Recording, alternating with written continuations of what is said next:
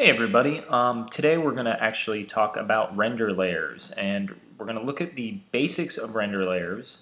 We're going to look at two different ways to actually produce render layers, and then a variety of ways to actually combine your render layers and form your final scene. What you're going to need to do this setup is essentially, I would start with a very simple setup. Here I have 3 spheres on a plane with 3 spotlights. Nothing too fancy, but enough to kind of set our stage. What we want to do is, rather than rendering and guessing and re-rendering and guessing and re-rendering and guessing, we want to have total control over our render. This is why you use render layers. Now, a couple important things before we get going is, are mainly under File, I want you guys to go ahead and go to Project and create a new project. The reason I'm doing this is, let's go ahead and do that. When I create a new project, go ahead and type your name of your project here, create your default folders. Every time you render, Maya will actually render your render layers in their own separate folders. So for the beginner, it may look like you hit render and nothing happens, but when in fact, your files are actually going to specific folders. And this can get a little confusing, especially if you don't have a specific file path, or you're hunting around your computer's hard drive for folders now and then. Alright, so after you've done that, go ahead and save your file and create your scene. And what we're going to use is our channel box. You're going to want to go over here, if you're using 2011 for Maya, you're going to go to the channel box tab. And we know we have display layers. Display layers are just visibility. They allow us to turn off and turn on things, kind of like a light switch in Maya, so we can work more efficiently. Render layers will actually render. By default, you will have a master render layer, and that master render layer, again by default, will contain everything in your scene. So in our case, we have 3 spotlights casting these lights, 3 spheres, and a ground plane. So if we go ahead and simply hit render right now, give it a few seconds, you're going to notice we have a very simply lit scene. Now, it is a little gaudy, but I wanted to have something that contains shadows, that contains something that we could maybe do a depth of field or custom blurriness. I also wanted a lot of reflections in the scene, so I could show you how to manipulate that. And what we're going to actually do is dissect this. We're going to render just the shadows. We're going to render just the reflections, and we're going to render just specific parts, like perhaps these shininess areas right here. Alright, so let's get started and dive in. Render layers are pretty straightforward. Again, I'm going to go ahead and use my render tab. You're going to notice we have a couple of different buttons. Maya likes to do things multiple ways. We know that. It's just like Photoshop. What we can do is we can separate these in different paths. So for instance, I can just simply put a render layer that just renders out the spheres. I can have one just that renders out my light, and so forth. What I'm going to do here is we're going to kind of break our render layers down into individual sublayers. So I'm going to start by simply grabbing in my outliner here everything in my scene, including my lights. And if I go ahead and hit this blue ball, you can see it's a small plane with a blue ball and like a sun on it. I'm not too sure where they come up with these things, but if I go ahead and hit that, that will create layer 1. And on layer 1, all those items are there. Now let's go back, let's hit Command Z for instance, and let's pretend we've selected everything but our blue ball. I'm going to go ahead and hit that same button. Now when I highlight layer 1, notice what happens. The blue ball goes away. Meaning, when I render, and if I render on layer 1, that blue ball will not show up. So that's very important. You have to make sure you have everything highlighted that you want. In our case, we're going to do the whole thing. If, for instance, you miss something, like that blue ball, simply highlight it in your outliner, right-click, and say Add Selected Objects. It will add right to it. Alright, we're not going to worry about these other buttons because we're basically learning the basics of render layers here. But we're going to start by separating our passes. One of the most common one is an occlusion layer. So let's call this occlusion. Let's say OccPass. It's always a good one because I can't spell. All right. Now, occlusion passes are kind of unique. For instance, if we go ahead and open Maya Help, we can kind of, we're going to search for ambient occlusion here. And basically, ambient occlusion gets, and notice this igloo, it gets the light where the indirect lighting cannot reach. So think about like the cracks between the remote, the shadows between small areas where maybe a TV is sitting on a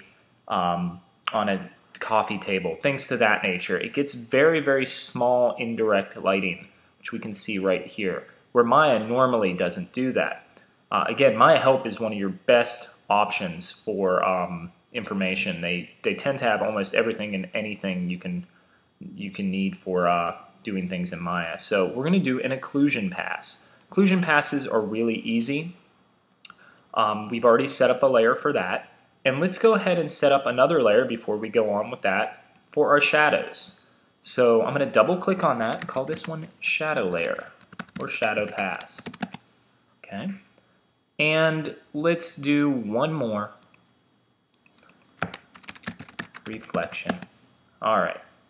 So now that we have that, let's go back down and revisit occlusion. I'm going to right click on occlusion, go to the word attributes, and it's going to bring up my attribute editor.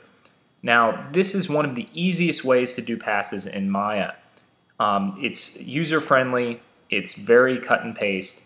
The only thing you have to remember is once you're in here, and remember, name your layers, otherwise it'll be hard to figure out what pass you're on, go to the word presets. Click on that, and here we are. We have an occlusion setting. So I'm going to go ahead and click that. Your whole screen will go black. That is okay. What's happening right now is Maya is setting up the shaders, setting up all the calculations for you. You can see it plugged in the surface shader that actually has a mental ray ambient occlusion shader. So we can go down this and we can mess with the samples to make it a little more high quality, the spread and the distance depending on how it looks, but let's just keep it default for now and hit render. Now, these render passes can take anywhere from a little bit to a long time. This all depends on your render globals. It basically meaning what you're rendering at, your resolution of your final piece. So if you're rendering something in HD, it's going to take a lot longer. If you're rendering something rather quickly on low quality, it won't take long at all. What I'm doing here for this demo is I'm going more for a medium quality render. And what you can see that's happening right here is it's gathering all these, they're not so much shadows, but just the dark areas where two objects meet. And that's going to really add a lot of density to our scene. And this is very important when you're dealing with making an artistic image here in Maya. Great, so this one's done. I'm going to right click, save image, and we'll go ahead and kind of go to our scene, which I've named render passes. And I'm going to go ahead and save this as a targa, and I'm going to call it OccMap. Hit save, and you're good to go. Now let's move on to the next pass. Okay, go back to our channel box, go to shadow passes. Now everything's already selected. You don't have to re-highlight it. What you're going to do here is the same method. Right click, attributes, presets, make sure you're on your shadow pass, shadow. Alright, now shadow is going to be a little tricky, so watch what happens when we hit render. Nothing. Nothing happens. Well, nothing happens until we hit our alpha channel button. What Maya has done is it creates a alpha channel. It creates a almost inverted image of your shadows. Because our screen right now by default comes in black, if we see the alpha channel and turn that on, we're going to see that indeed the shadows were isolated. So we're going to mess with that a little later. The biggest thing you're going to need to know when you save this image, and we'll call it shadow pass, is you need to save it with a file extension that has a alpha channel. So in your 2109 class, when you were learning Photoshop, you know those are PSDs, Targas, PNGs, TIFFs, and so forth. I like Targas. They're just what I've always used, so I'm going to use that. I'm going to go ahead and hit save, and we're good to go. Alrighty. So now what we can finally do is we could create, and we're going to get to the reflection pass in a second, because what you may have noticed if we go to that attributes, we don't have an option for reflection, right? It's not in there. So that's kind of interesting. What we're going to actually make really quickly is a diffuse pass. So to do that, I'm going to highlight everything, hit the blue ball, and what a diffuse pass is basically, well, no shadows, no light. It's very raw and to the bones kind of feel to it. So I'm going to hit presets, I'm going to go down to diffuse, and if I hit render, let's see what we get. Well, you can see we don't have shadows, we really don't have a great sense of shading. There's no reflections or highlights. We're missing a lot, so we have that to work with. Now, to fully get our full render, we would actually need to go back and add reflection passes and specular passes. Let's go ahead and make a specular pass while we're at it. So first I need to save my diffuse here. I'm going to right click, save image. I'm going to just keep it as it is, so diffuse, save that. And let's go ahead and make one for the specular. That's our shininess. Right now we can't do reflection until we do it the second way Maya has given us, which we'll learn in a few minutes here. Make a new layer. Spec. Now specular, spec is the bright shiny points, the hot spots, the really bright glares on things, on objects. So I'm going to go ahead and right click. I'm going to hit focus. Excuse me, preset, specular, and if I hit render here, lo and behold, you can see all the bright shiny points. File, save image as. It's a very repetitive process. So let's do specular pass.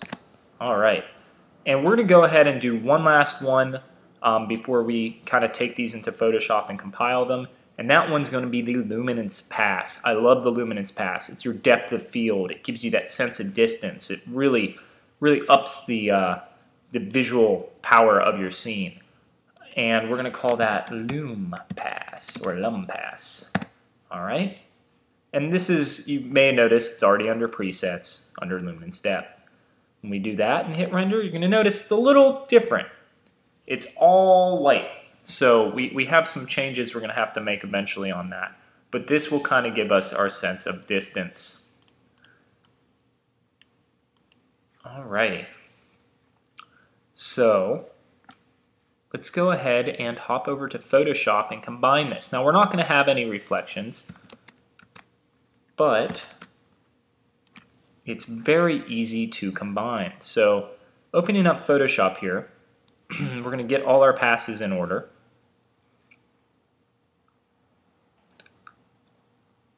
And kind of compile them into a nice image. And this should give you the basic understanding of render passes. This should get you started.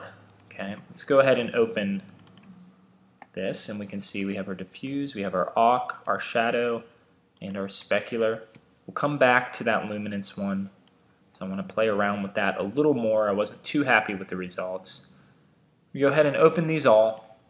And what I like to do is, again, I can't stress enough, name your files. Make sure they're really organized, otherwise this can get out of control. Diffuse is your starting point. It's the basic color, everything's there. Let's go ahead and start pasting. I'm going to hit Command A, or you can do Select All, and then Command C, which is copy. And we're going to paste one file into another. There's one. Name your layers, spec. And I usually close them when I'm done. Let's take it. Take the awk. And B. There it is. Name my layer, awk. Close it when you're done. And finally, shadow. Well, remember, Shadow is a little different. It came up in our alpha channel. So what we're going to have to do is in our channels palette, you can see right here, I'm going to layers to channels. If you can't see this really quickly, just go up to window and hit channels, you'll find it. I want to copy this pass, the alpha 1, and I want to paste that in here as well, and we'll call this shadow. All right. We have our passes now, and we can rename the background diffuse just to be safe. And we're ready to start combining them. Now, to actually make this look somewhere near what we created in the first render, we're going to have to do a lot of blending modes right here. So we're not going to just leave them straight on normal for a lot of them. So what I'd like to do, and I'm going to tear this off so you guys can see it a little better. I'd like to start by, let's mess with the occlusion pass. Okay, the occlusion pass, and you're going to see the main difference here. By default, our diffuse pass is this. Now, occlusion is set to multiply.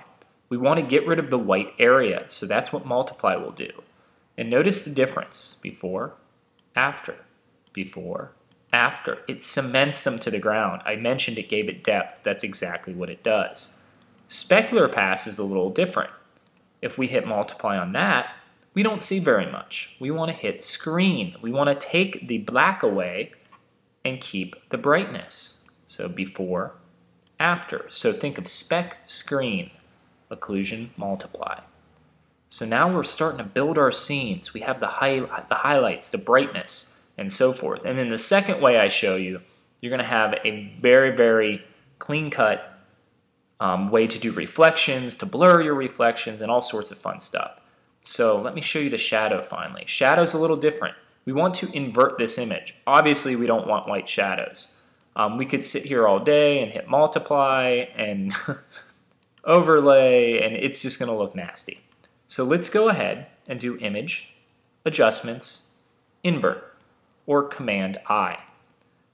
Okay, now when we do that, we see something at least we can work with. They're going to be a little dark, but we'll fix that. Let's go ahead and hit multiply.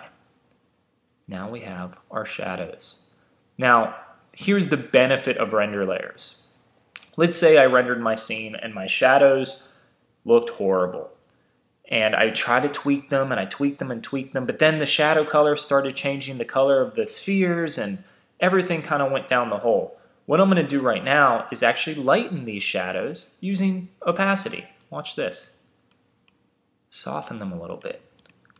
Take the fill, take the gray out a little bit. Maybe they're too hard-edged. Filter, blur, Gaussian blur. I can actually create instant blurry shadows. So I can, if I know I can do render layers, I can actually render my shadows a little more hard-edged, which take less time to compute in Maya, and thus I'll get this nicely rendered scene. So in the next video, we're going to take this concept to the next level. We're going to use layer contribution maps. We're going to actually use the advanced way of render layers for Maya. So be sure to stay around for that one, and I will see you guys in a few seconds.